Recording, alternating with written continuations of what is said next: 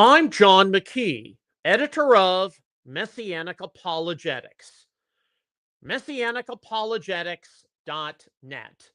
And I would like to welcome you to this episode of Messianic Insider, your theology and news roundup for February the 11th, 2026. On our theology roundup, Monday, we started a multi-part series. Perhaps it will go several weeks. I don't know yet. On the whole one law or one Torah controversy. This is something which many of you have asked me to talk about for quite some time. Gave kind of a brief introduction to what all of this involves in the Messianic community on Monday. Yesterday, we went through a theological introduction. And today and over the next few days, we'll be going through some of the passages in the Pentateuch, the 5 books of Moses, which detail one law or one statute of some kind applying to native and sojourner in ancient Israel.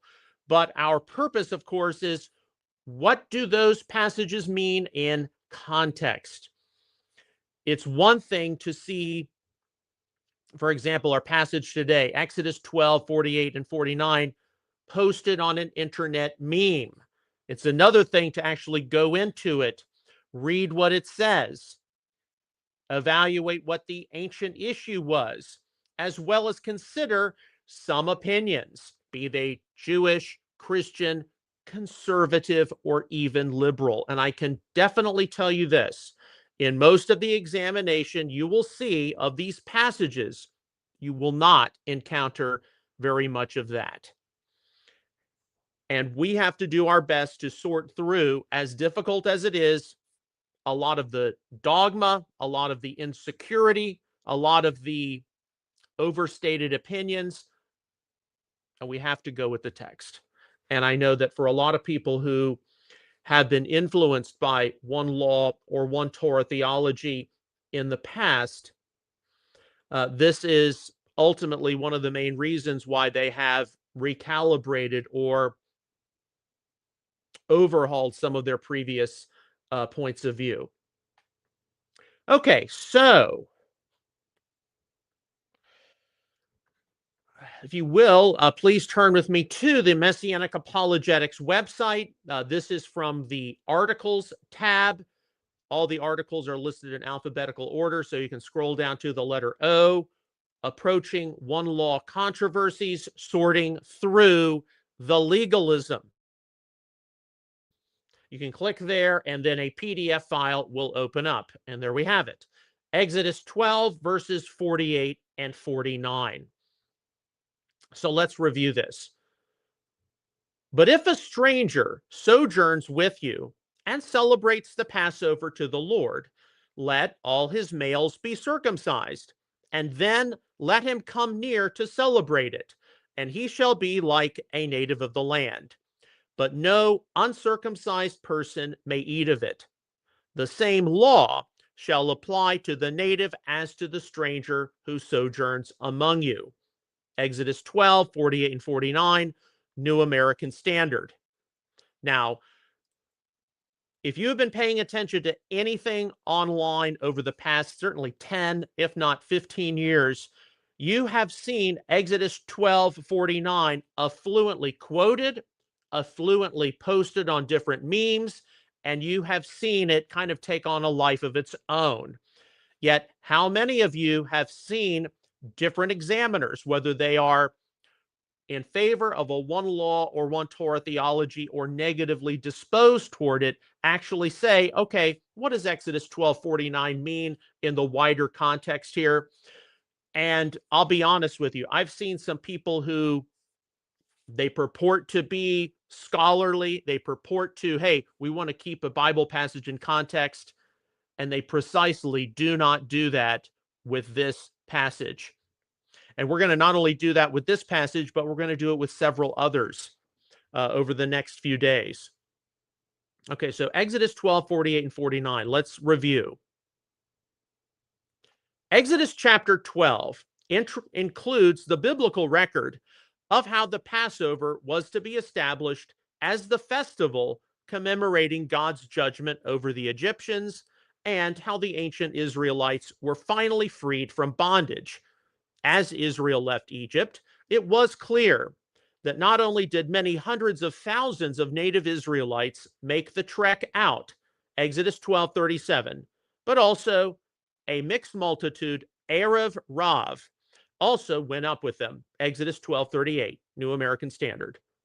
Every astute Bible reader recognizes the significance which the Exodus plays for scriptural history afterward, as it helps to form a consistent pattern of how the Lord enacts his salvation, interjecting himself into a situation where there is no hope. Within the narrative, after the slavery of Israel in Egypt has ended, Exodus 12, verses 40 and 41, instructions detailing the ordinance of the Passover are given, Exodus 12:42 to 51. They included what to do with one who was a sojourner, somehow residing within the community of Israel, when it was time to remember the Passover. Who would have composed the ethnically diverse crowd, Exodus 12:38, Holman Christian Standard Bible, which left Egypt? Many Egyptians had doubtlessly seen God's judgment on their country and made the right decision in choosing to follow Israel's God. Also, as a superpower of the ancient Near East, the Egyptians would have had other slaves, perhaps including Nubians and Ethiopians and Hyksos and other subjugated peoples who could have joined the Israelites when they were being released. Recognizing the God of Israel as their object of worship, was his freeing of Israel something which was to only affect Israel, or was it to affect them as well? As Walter C. Kaiser describes, quote, with the mention of the night and the requirement that it be remembered by all future generations, it did bring to mind, especially in this context, the question of the mixed multitude who came out of Egypt with Israel and all such persons who might join them from time to time. Were they to keep the Passover also? Unquote.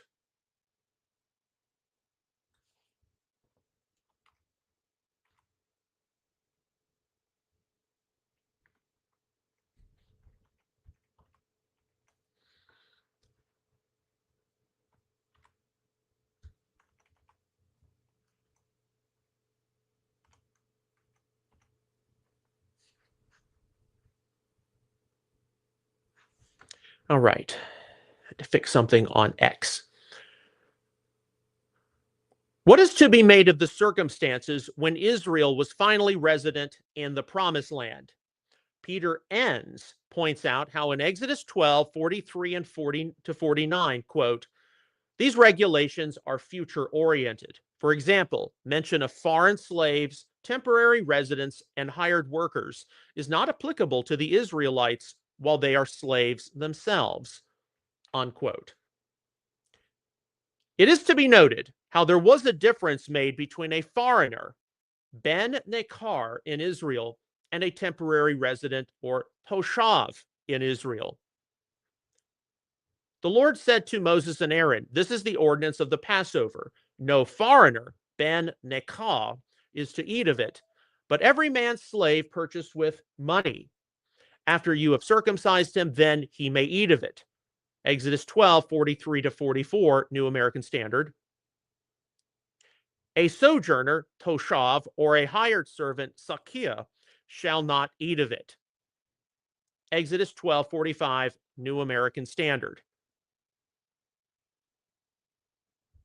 Ancient Israel might have been a welcoming community in that outsiders were allowed into work and play a role within its economy. Yet the commemoration of the Passover was to be a home affair for the Israelites, as it is to be eaten in a single house. You are not to bring forth any of the flesh outside of the house, nor are you to break any bone of it. All the congregation of Israel, Kol Adat Yisrael, are to celebrate this. Exodus 12, 46 and 47, New American Standard. Immediately following the prescription that the whole community of Israel must celebrate it, New International Version, a third category of persons is introduced. The ger, defined as sojourner alien from the holiday lexicon. The ger, plural being gerim, was different from the foreigner or temporary resident, who might have been a traveler through or a worker who would eventually leave, because an opportunity to be considered a formal part of the community of Israel, along with the native, was only offered to the ger. And when a stranger, ger, shall sojourn with you and would keep the Passover to the Lord, let all his males be circumcised. Then he may come near and keep it. He shall be as the native of the land. But no uncircumcised person shall eat of it. Exodus 12:48, Revised Standard Version. In communicating the ki yagur itecha ger, there was an expectation that an alien, New International Version, New Revised Standard, or immigrant, Common English Bible, would keep and eat of the Passover, and the prescription for doing so, and thus becoming like an Ezrach ha'eretz, or a native of the land, with some level of rights to property inheritance in Canaan, was to go through the rite of circumcision. John I. Durham details, quote, slaves bought and paid for, that is, owned outright and without question, must be circumcised before they can keep Passover. Those passing through, even those engaged for temporary work, are not to keep Passover. An outsider may be allowed to keep Passover only if he and his entire family are circumcised, that is, admitted to the covenant community. One rule applies to all: circumcision, unquote.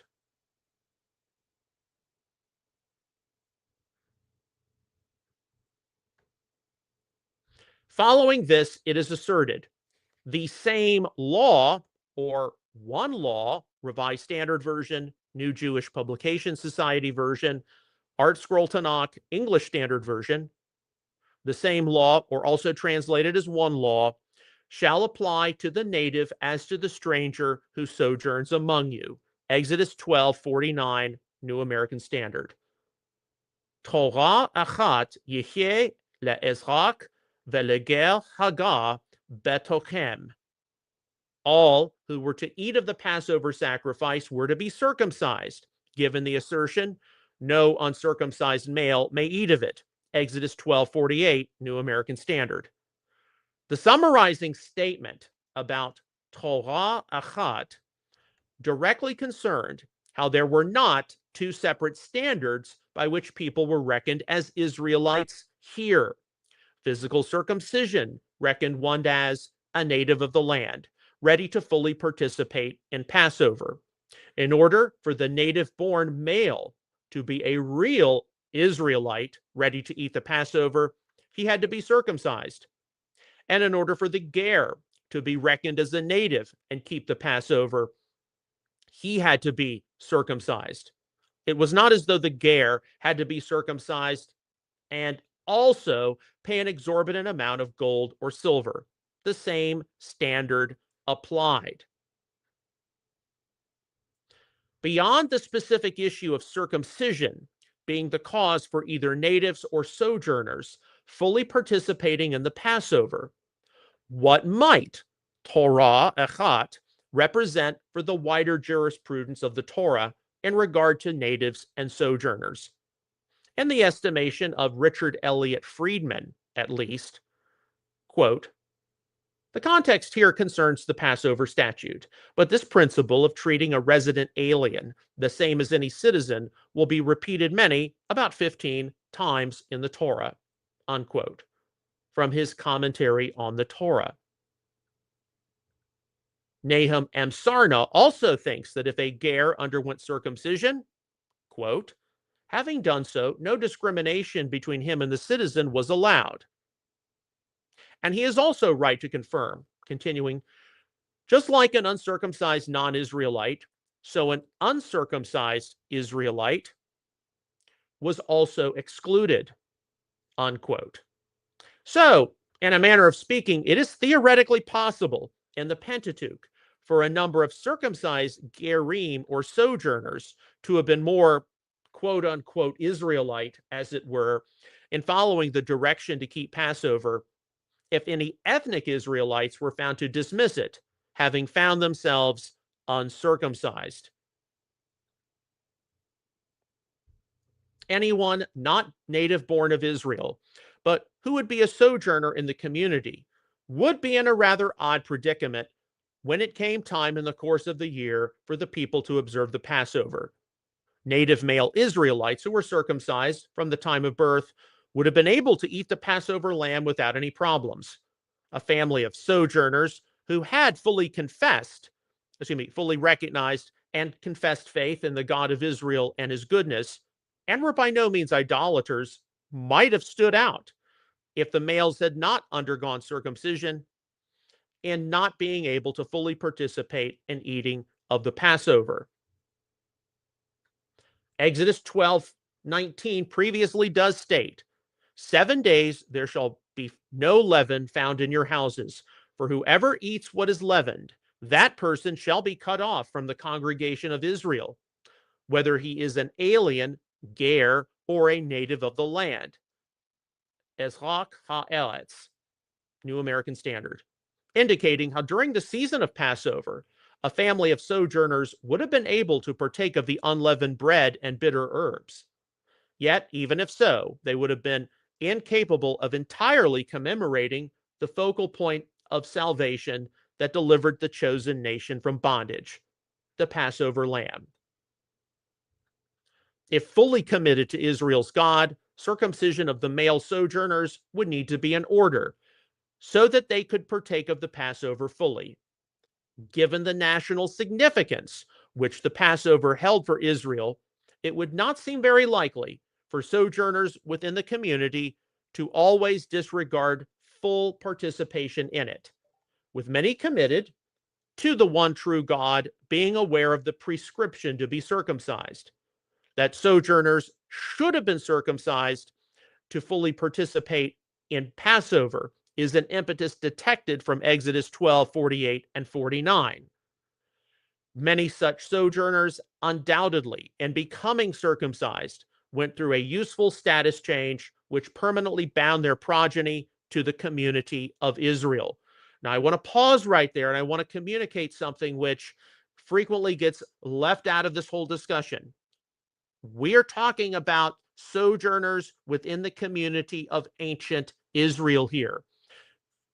One of the big aspects of this whole discussion is not only what did this instruction, Exodus 12:48 and 49, what did it mean in the wider context of the specific subject matter in view, but also what it meant for ancient Israel, the community of ancient Israel.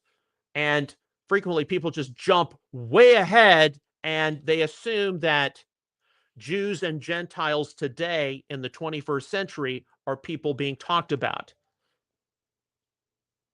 It's natives in the community of ancient Israel, sojourners who had entered into the community of ancient Israel.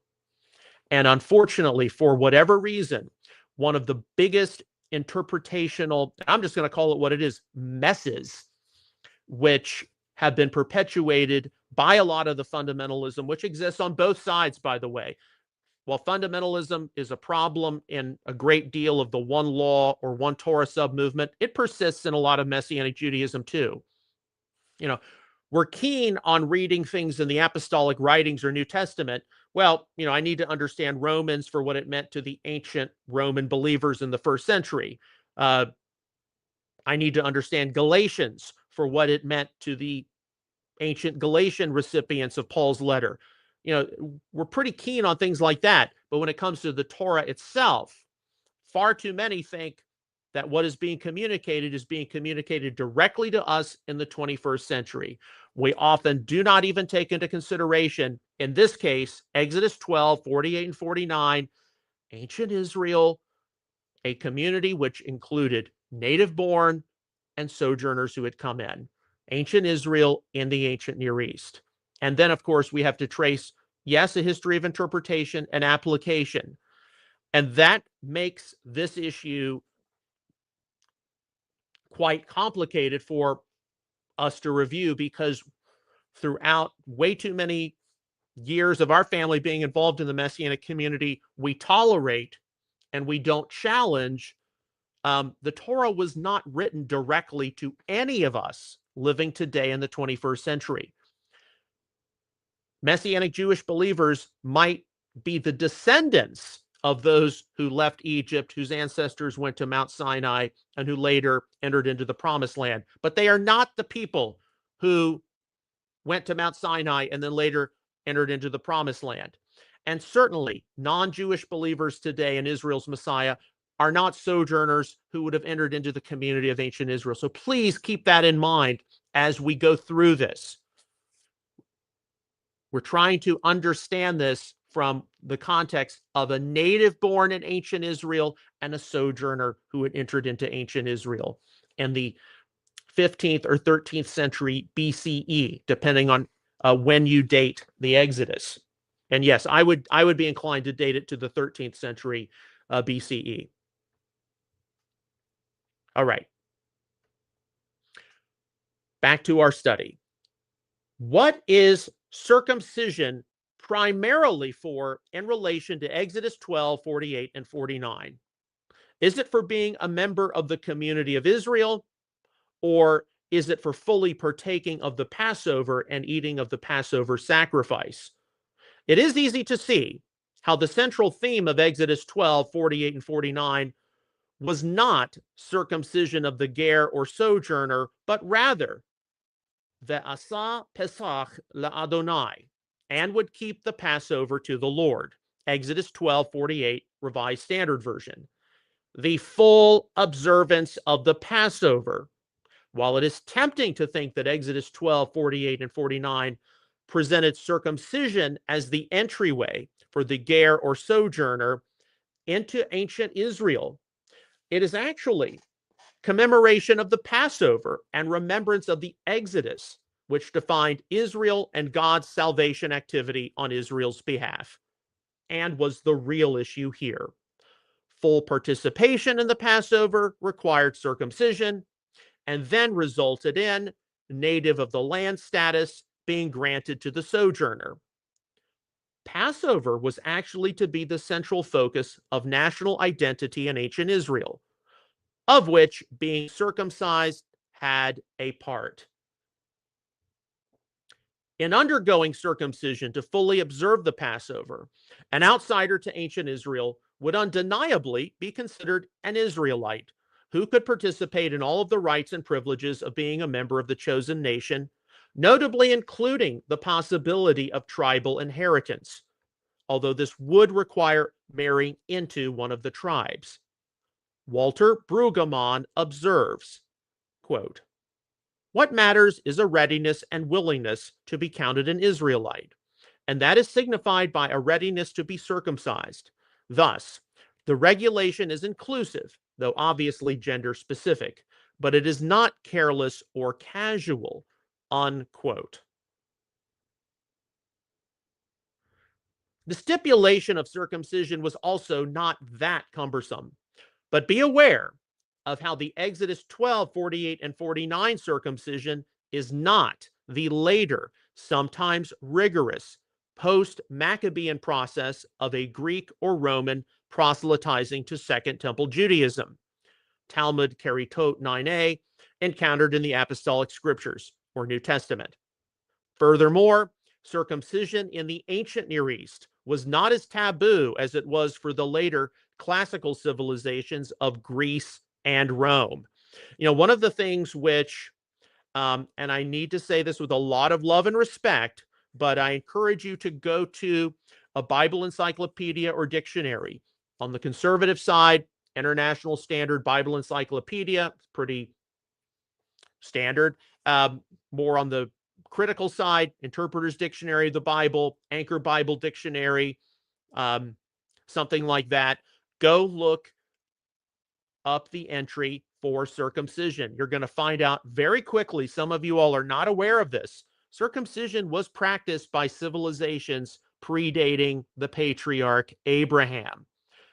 So in the ancient Near East, at least, circumcision wasn't that weird a thing as we might perhaps think. Now, it's true. Groups like the Philistines did not circumcise. And those who did circumcise, would it have been on the 8th day? Not always. Later in the New Testament, of course, you see classical civilizations like Greece and Rome. They didn't circumcise. And in fact, to the Greeks, circumcision would be considered, or would have been considered, defacement of the human body. So again, we're dealing with circumcision in the ancient Near East here. Okay. What was the significance of circumcision here? Exodus 12, 48 and 49. Why was it that the males who would partake of the Passover had to be circumcised? Why not simply specify that anyone wanting to eat the Passover wash themselves thoroughly, or wear clothing a certain color, or put on a special hat or an accessory, like some sash made from the Passover lamb's wool? The narrative has provided an important clue as to why the ancient Israelite males were to make sure they were circumcised before eating of the Passover. Leaving Egypt, readers see, at the end of the 430 years, to the very day, all the hosts of the Lord went out from the land of Egypt. Exodus 12:41, New American Standard, an affirmation that Abraham's descendants would only be in Egypt for a limited time. Genesis 15:13.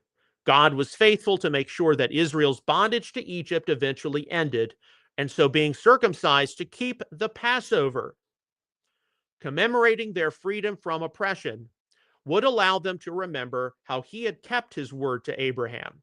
Genesis 17:10. With Israel having departed from Egypt, Bible readers witness the beginning of a singular community of God. Terence E. Fretheim observes, quote, circumcision is the distinctive factor because that is the sign of membership in the community of faith which confesses the God of the Passover. This is not a new level of exclusivism, but a recognition that Passover is a festival for persons who have faith in this God. These others are invited to join that community by being circumcised, a sign that they have made the confession of this congregation as their own. The experience of freedom is hereby integrated with the confession of faith in the God who liberates, unquote. And Enns also astutely notes, quote, the appeal to circumcision also emphasizes that, although the meal is to be celebrated inside the home, it is more properly considered a community affair. This is not private worship. It is a community of believers bound by circumcision to their covenant God, unquote.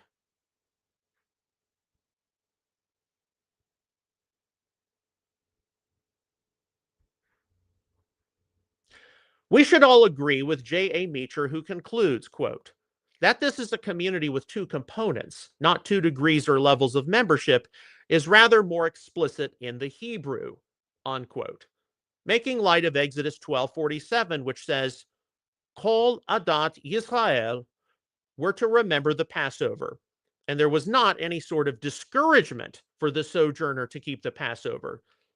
Meacher squarely associates the sojourner as being a part of the assembly of Israel, stating, quote, the circumcised alien is able to come into full membership under the same principle as the native born, unquote. Israel is to be a people principally defined by the Passover and its theme of deliverance, though not circumcision. In the analysis of Brian D. Russell, quote, God's people are an inclusive community, not merely defined by ethnicity. God's people were created and sustained by God's gracious actions, like the Passover Exodus. The inclusion of a mixed group serves as a reminder that God's ultimate purpose for God's people is for them to serve as God's human agents to extend God's salvation to all peoples and nations. Genesis 12:3, Exodus 19, 5 and 6, Matthew 28, 18 through 20, unquote, from the Wesley Study Bible.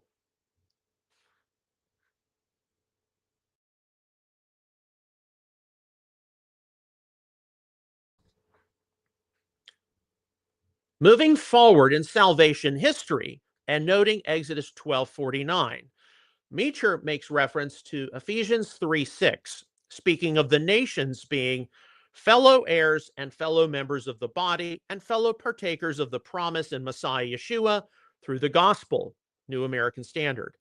Excuse me.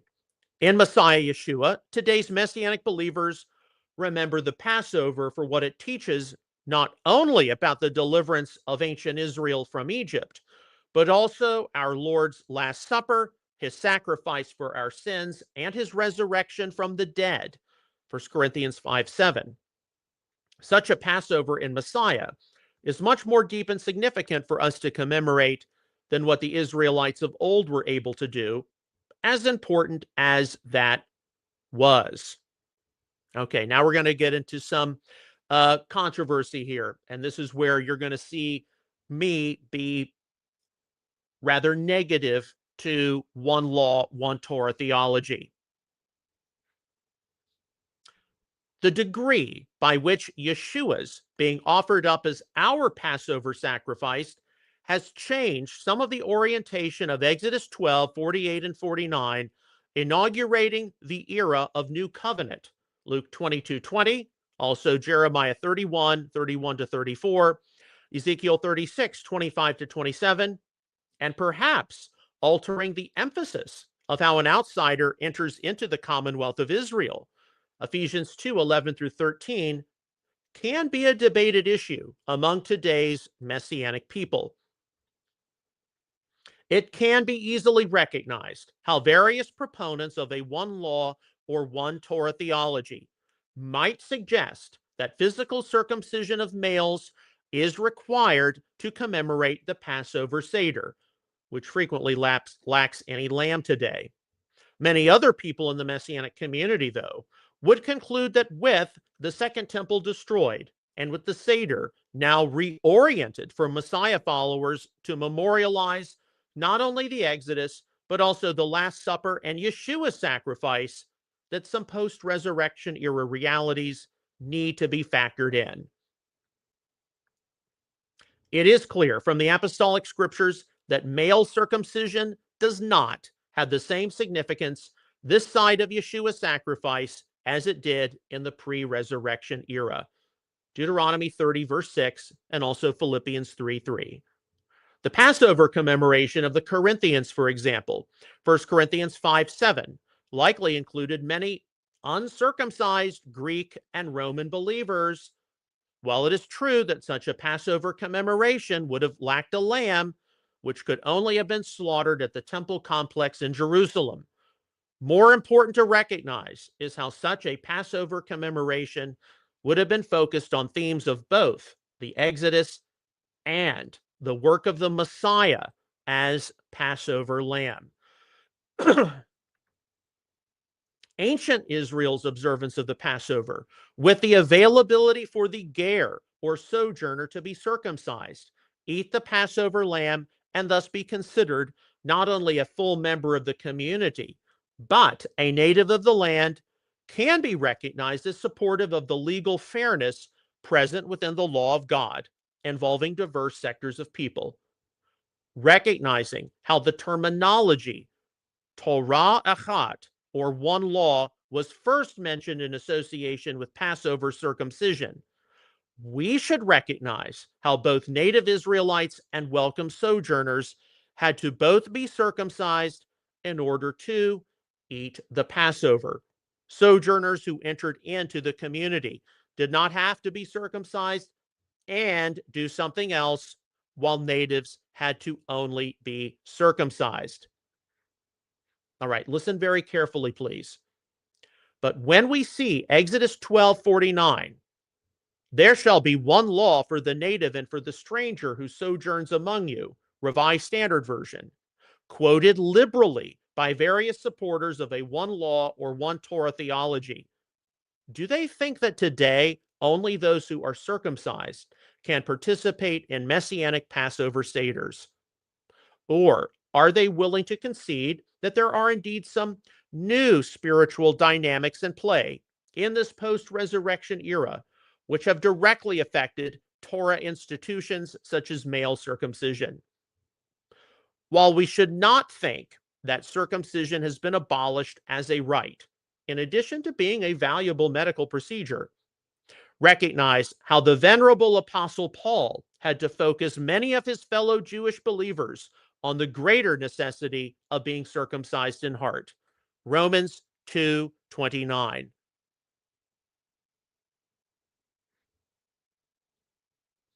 When invoking Exodus 12:49 as a credo for stressing the importance of all of God's people paying attention to his instruction, those of the one law or one Torah submovement have, perhaps unknowingly, been also stressing male circumcision, an institution which has been affected by the new realities inaugurated by Yeshua's sacrifice. This is something which they either fail to recognize or have not fully processed.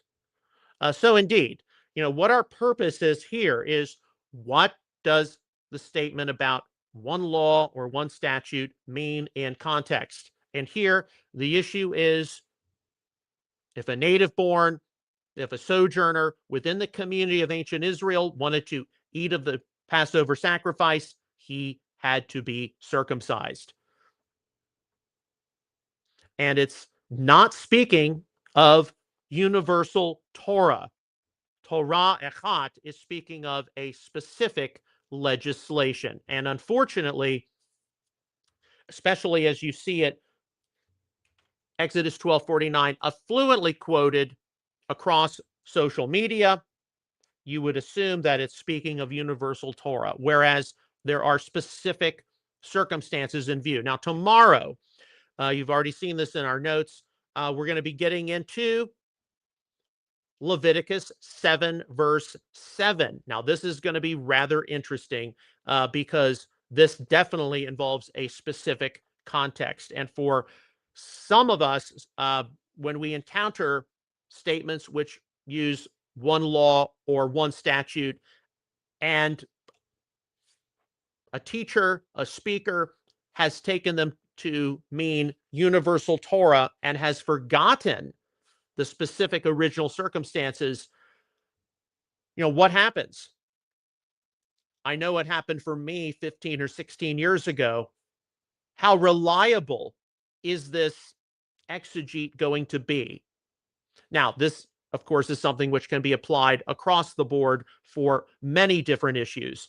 But I know that for me, 15, 16 years ago, when I finally reviewed these individual passages on my own and looked at, Torah Echat, Exodus 12:49 in wider context, and I had seen some people who had purported to be scholars just cherry pick the verse out, I know that my confidence in them was greatly reduced. Now, I want to make it perfectly clear here. This is a multi-part series. This is not an easy subject for many of us to have to review. And indeed, as I said on one of my social media posts, I have grown very weary of this whole issue. And after we discuss this, probably not going to discuss it for quite some time. I'm a lot more interested in the end times right now and current events and what have you. But this is something which is a cumulative study. We're going to be going through multiple parts, multiple aspects of this. But simply because someone like me might be negatively inclined toward those who stridently say, I'm a one law, I'm a one Torah supporter, that doesn't mean I want to see non-Jewish believers pushed out of the Messianic community. And it doesn't mean that God isn't doing something unique by bringing non-Jewish believers, summoning them into the Messianic community, asking them as they progress in the new covenant, what does an institution like Passover mean to you? What does an institution like Shabbat mean to you? Because prophecy is in play. Micah 4, 1 through 3, Isaiah 2, 2 through 4. The nations are streaming to Zion in these end times. They're entering into Messianic congregations. They're wondering, what do these things, these Torah institutions, which were observed by the first century believers, what do they mean? And many of them have joined in common cause with Messianic Jews, co-laboring with them in the salvation of Israel. So just because one has issues with a one law, one Torah theology, thinks it's a little too simple, and it's not based on the exegetical detail some of its proponents think it is, doesn't mean we're trying to push non-Jews out of the Messianic movement. On the contrary, there are some different dynamics in play. The nation streaming to Zion in the end times. But for a lot of Messianic Jews, not all, that is very worrisome because it means that we're in the end times. And there are a lot of people in the Messianic community who have not embraced that prophetic destiny, that prophetic vocation. All right, so tomorrow we'll be reviewing Leviticus 7, verse 7. That's going to be very interesting. All right, let's now move over to our news roundup.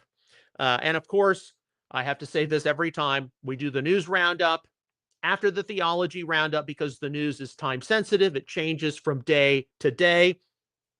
And we're reminded, number one, be praying for peace, Israel, Gaza, the Middle East, the Iranian situation.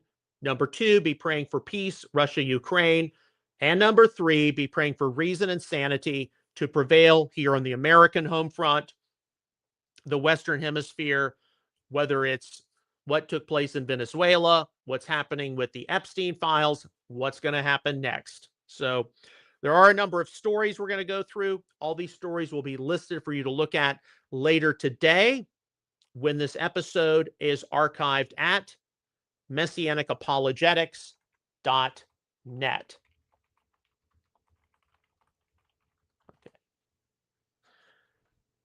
Okay, our first story.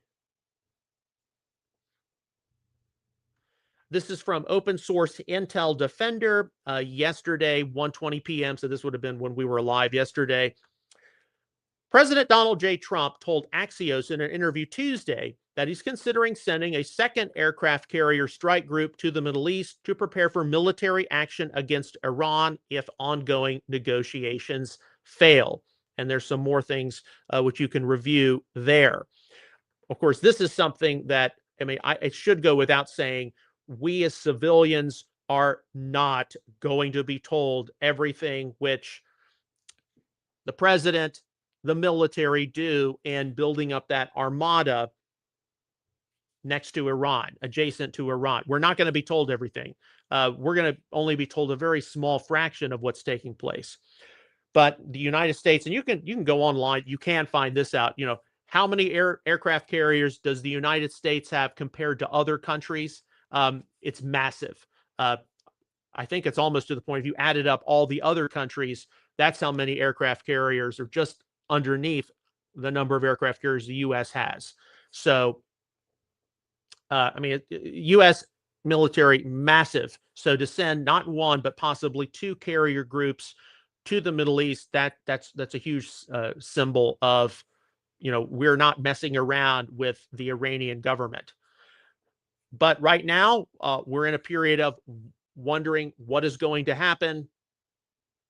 What should we expect next? And that means that there's a lot of speculation. And there are people, and maybe I have to remind some of you of this. There are people who are, they're only going to be looking at some of these things, from, well, the president should be doing this, the president should be doing that. They don't understand necessarily how the military works. And they also don't take into consideration that the public is told very, very little of what's actually going on. Now, if you have a military background or some kind of intelligence or government background, you understand this. If you're trained in these matters, I got a bachelor's degree in political science, then you understand this.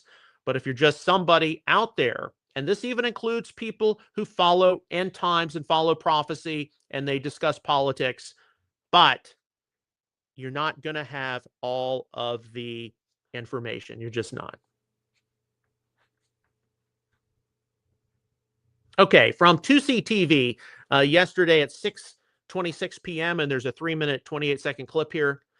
So I encourage you to watch this. As the Islamic Republic of Iran marks another anniversary of seizing power, the streets tell a different story. From rooftops across Iran, people chant death to Ali Khamenei as fireworks light the sky. After the massacre of tens of thousands of Iranians, there is no joy and no legitimacy left. And even now, the regime continues its repression, harassing and attacking the families of those it murdered. So, yes, pray for the people of Iran. Okay, here's a post which came across my social media feed. I know that some of you, I mean, we've talked about it for certain. You're aware of the rising anti-Semitism, rising anti-Zionism, anti-Judaism, cherry-picked statements from the Talmud. Generally speaking, they're out of context, but that context may involve just not recognizing the type of literature the Talmud is as opinions, debates, all of this. There are numbers of growing people on social media. Some of them clip the edges of the Christian nationalist movement, but they believe that the Father of Jesus Christ is not the Yod-Heh-Vav-Heh or Yahweh God of the Old Testament. Some of you all have encountered that, perhaps. With this post, which came across my Instagram feed, here you have Jesus spoke Aramaic, not Hebrew. Now, okay, with that at least, we can agree academically that there are people, there were Jewish people in ancient Judea. They spoke Aramaic, but yes, many of them spoke Hebrew as well. But that's an academic debate. But here, the further conclusion, Jesus was a Nazarene, not a Jew. Well, the Holy Scriptures emphatically communicate that Yeshua of Nazareth was a Jew. So, now Jesus spoke Aramaic, not Hebrew. There's excellent evidence from the Gospels that Yeshua did speak Aramaic, but if you have studied Hebrew, you know that Aramaic is a related Semitic language. They have very much the same vocabulary, but there are some differences. But this idea that Yeshua would not have spoken Hebrew, simply not true. Jesus was a Nazarene, not a Jew. Nazarene frequently associates Yeshua with Nazareth, but this idea that he was not a Jew, completely unsustainable. Throughout the New Testament, he's called King of the Jews. But there are people out there on the Christian nationalist side who want to diss this whole idea of Christianity having Jewish roots, having any connection to Second Temple Judaism. And it's going to be a sight to behold how many people, come out with statements which are not based in objective biblical scholarship, Second Temple Judaism, archaeology, and all these other disciplines. And yeah, a lot of it begins with not recognizing the type of literature, the Second Temple, things like the Talmud, the Mishnah, other bodies of literature, the role they play in biblical studies. Okay, our next story. This is reposted from the Department of State, 14-second clip. POTUS, that's President of the United States. We have a massive flotilla right now going over to Iran. I think they want to make a deal. I think they would be foolish if they didn't. We took out their nuclear power last time, and we'll have to see if we take out more this time. Okay, that's from yesterday, 4:13 p.m. Okay, here's a story from the New York Post from yesterday, February the 10th. Iranian regime executing wounded protesters in hospital beds as brutal retribution continues every day. Sources. So, yeah, you can read through this and recognize that for certain, this situation in Iran, the protesters, what the Islamic Republic is doing, this is serious. And it's very telling that, many of those on the progressive left who were insistent that during the Gaza conflict, Israel was committing genocide against the Gazans, although it is pretty clear that the state of Israel is very targeted with going after terrorists, going after the tunnels, informing the population, get out of the way before bombing. Those same people who were just insistent that the state of Israel was doing something, genocidal, they've been dead quiet about what is happening in Iran with the protesters who want to see the Islamic Republic overthrown.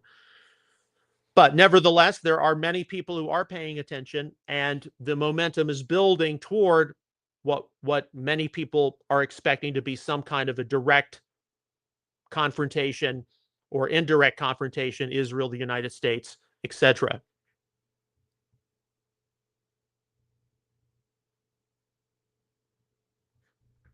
Okay, so from EWTN News, yesterday we talked about the symposium where, what was her name? Carrie Prejean-Baller.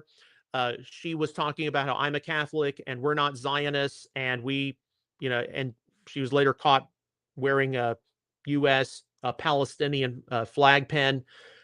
EWTN News, this is a Roman Catholic source. Anti-Zionism claim by Catholic panelists prompts sharp exchange at Religious Liberty Commission. Okay, and there are different clips. We referenced one of them yesterday. Now, in this article, the byline is Catholic teaching does not explicitly oppose Zionism, the movement supporting Jewish self-determination in a homeland in Israel. And you can see all these different opinions regarding Carrie Prejean-Baller, where she said, I am a Catholic and Catholics don't embrace Zionism. And here, this article, Catholic teaching does not explicitly oppose Zionism, the movement supporting Jewish self-determination in a homeland in Israel. Israel is seen as God's chosen people through whom God revealed himself and prepared the way for the coming of Jesus Christ. The Catholic Church universally condemns anti-Semitism. The Church recognizes Israel's fundamental right to exist. So here you can see a number of the opinions present among contemporary Catholics. We should not expect all Roman Catholics on planet Earth today to be uniform in the issue of Zionism. Do the Jewish people have a right to self-determination in their ancestral homeland?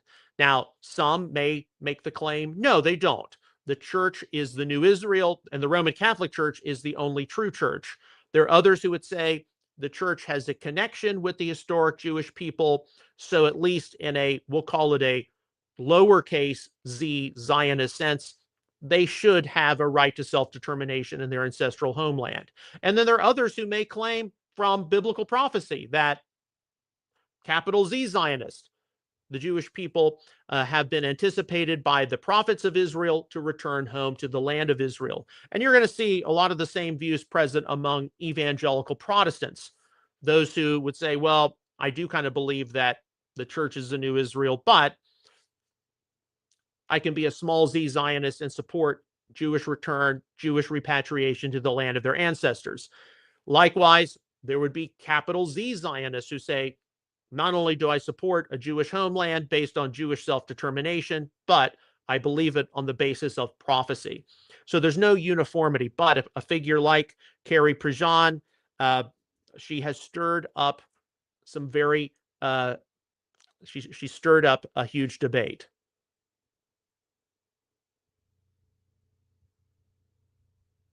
Okay. Next story. This is from Visegrad 24. And this was posted this morning at 6:20 a.m. Life in Cuba has nearly ground to a halt amid a severe oil shortage. And of course, this is in direct consequence of the U.S. activity in Venezuela at the beginning of January. Cuba has received no foreign oil shipments for a month, and its domestic reserves are almost depleted following what officials describe as a U.S. oil blockade. So, yes, what is going to happen in Cuba? Of course, many of us woke up on January the 3rd. We saw that. Nicolas Maduro had been apprehended by U.S. Special Forces, and now, 5-6 weeks later, we're seeing changes take place in Venezuela. Venezuela was the main source of Cuban oil to Cuba. And what are we going to see in Cuba? I know that any of us live in the US. We know that there's a huge Cuban expatriate population, especially in South Florida. They have been lobbying the US government for ages to see regime change in Cuba. And what's going to happen? We know that the Trump administration is very concerned about the Western Hemisphere, American hegemony over the Western Hemisphere. Those of you all who remember your American history heard of the Monroe Doctrine, going back to James Monroe: no external European power shall influence affairs here in the Western Hemisphere. There's this new thing called the Monroe Doctrine, based on Donald Trump. This is going to affect us here in the Western Hemisphere. And I'm sure many of you have encountered, or you may be personal friends with people who are Cuban. When I was living in Central Florida, my local Messianic congregation, the congregation leader's wife had left Cuba in the early 1950s, and was very much in favor of regime change.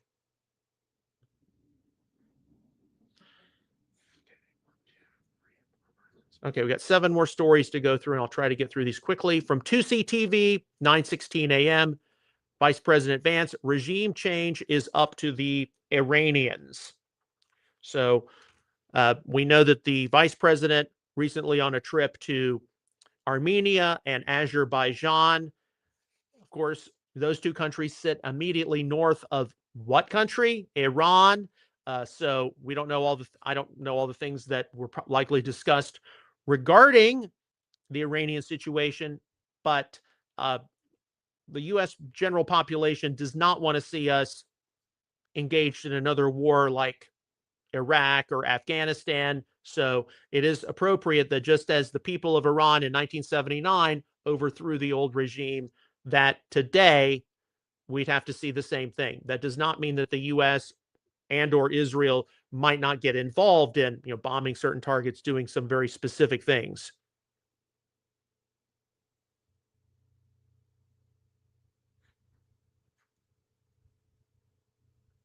Okay. 2 stories here, back to back. Visegrad 24, there's a 22-second clip. This is from 9:34 a.m. today. Prime Minister Benjamin Netanyahu met U.S. Secretary of State Marco Rubio at Blair House in Washington. Okay, and then the next story, also, this is from 9:40 a.m. Israeli Prime Minister, open source intel defender, Israeli Prime Minister Benjamin Netanyahu met this morning, officially joining President Trump's Board of Peace. So Israel is now, or at least Netanyahu is now, a member of President Trump's Board of Peace. And there's, of course, a lot of speculation as to what that Board of Peace represents. Some consider it to be a likely competitor or perhaps even replacement to the United Nations. And then by extension, there are a lot of people who are talking about President Trump's possible role in the end times. And is he the beast? Is he paving the way for the beast? Is someone in his inner circle the beast? We don't know. We really don't. But of course, we want to stay up to date. Okay, from Laura Loomer. This is posted on February the 11th, 9:26 a.m. Reposting from Dan Patrick.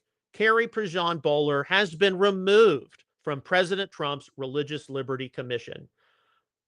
And in his estimation, no member of the commission has the right to hijack a hearing of their own for personal and political agenda on any issue. So Carrie Prejean, who made those remarks about Catholics aren't Zionists, she's now been removed from the panel. And Laura Loomer had a number of remarks to say. In true Palestinian fashion, Kerry hijacked the commission to push Palestinian propaganda while she wore the Palestinian flag, a flag waved by multiple Islamic terrorist organizations. She then proceeded to accuse President Trump of being owned by Israel and said MAGA Make America Great Again equals MIGA, Make Israel Great Again, which is an attack on President Trump and a complete lie. I totally agree with that. And then she goes and says, let's focus on protecting religious freedom in America, not spreading unfounded pro-Hamas Islamic conspiracies that demonize Americans who truly believe in the Bible and what it says about Jews and Christians being allies in the preservation of Western civilization. Okay, so Laura Loomer, of course, she is Jewish, but she congratulates Dan Patrick in seeing Carrie Prejean Baller removed. Now, I'd like to know, and this is where I am a little critical of President Trump and some of the religious things he does, some of the people he appoints to high positions. How did a ding dong like Carrie Prejean end up involved in that in the first place? That's what I would like to know. It's just like Paula White. How does somebody like her end up in the position she's in?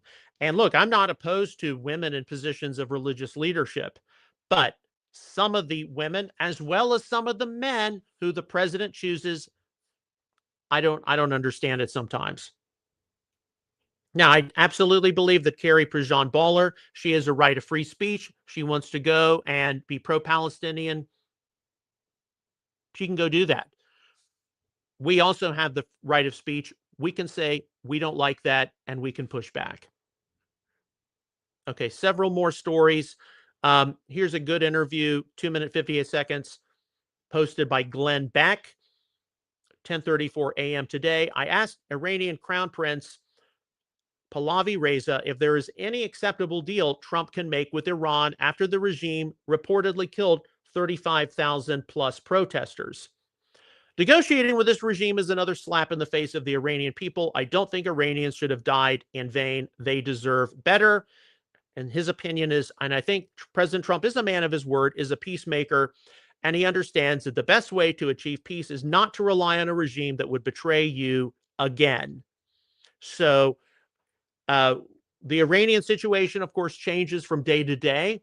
We know that the president did communicate that help is on the way to the people of Iran. We know that a lot of people, whether they are in Iran or outside of Iran, they are waiting. We see the military buildup in the region. Today, of course, Netanyahu, and we'll close with that story. He is at the White House. When we went live, hadn't learned anything other than he was in a closed meeting with the president. There are a lot of things going on, a lot of balls the president and others are having to juggle right now. And we will simply not be told all of the information. Okay. Two more stories. This is My Charisma. This was an interesting one. I almost let this thing go by the wayside, but the headline, FAA grounds all flights in El Paso after cartel drones breach U.S. airspace. So some of you all woke up this morning, I know I did, hearing that all commercial activity out of the El Paso International Airport, that's in West Texas, was going to be suspended for the next 10 days. And people, they're coming up with all kinds of conclusions, all kinds of speculation. It's this, it's that, it's the Mexican cartels, it's aliens, UFOs. This article gets into some of that. And then immediately that suspension was lifted several hours later. We don't know, but we do know that even My Charisma was speculating about that. And even though it's been a while, I can say, it's actually been since 2003. I can't say I have flown into the El Paso airport. Okay, our final story. This is what we'll close with. Open source intel defender, 1043. Israeli Prime Minister Benjamin Netanyahu has arrived at the White House and is currently in a closed-door meeting with President Trump. Okay, and of course, since we've gone live, I have not learned anything from that meeting. But we know that things that they're probably going to be discussing: the situation in Iran, the situation in Gaza, ongoing peace in the Middle East, those are the kinds of things which will be discussed, and I'm sure we're going to have a number of points to review tomorrow in our news roundup. So, we live in interesting times. The Lord is on the throne, and I believe that the Messianic community, in spite of some of the challenges we may have with passages like Exodus 12, 48, and 49, has an important role to play in the future. But we have got to be willing to do things, willing to discuss things, and willing to examine things in a way which many are fearful of. But fear, anxiety, those are not fruits of the Holy Spirit. They are not qualities of a man or woman who has been changed by the power of the Holy Spirit, and not only has a new heart, but also a new mind.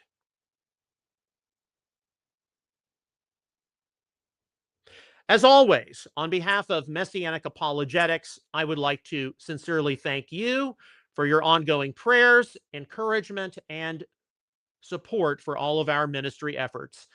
Please do consider signing up for a monthly $25 or $50 donation. Your resources will definitely go a long way. And we are very thankful for those of you who partner with us, especially with our increasingly more challenging times. Please do visit my website, messianicapologetics.net, where you can access a wide array of articles, frequently asked questions entries. You can take a look at some back issues of Outreach Israel News, back episodes of Messianic Insider, different McKee moment shorts, and generally you can check into our ministry adventures from over the years. Be sure to give this episode a thumbs up or a heart, as it will help our exposure on social media. We will see you again tomorrow with another episode of Messianic Insider. Until then, may God bless you, shalom, and take care.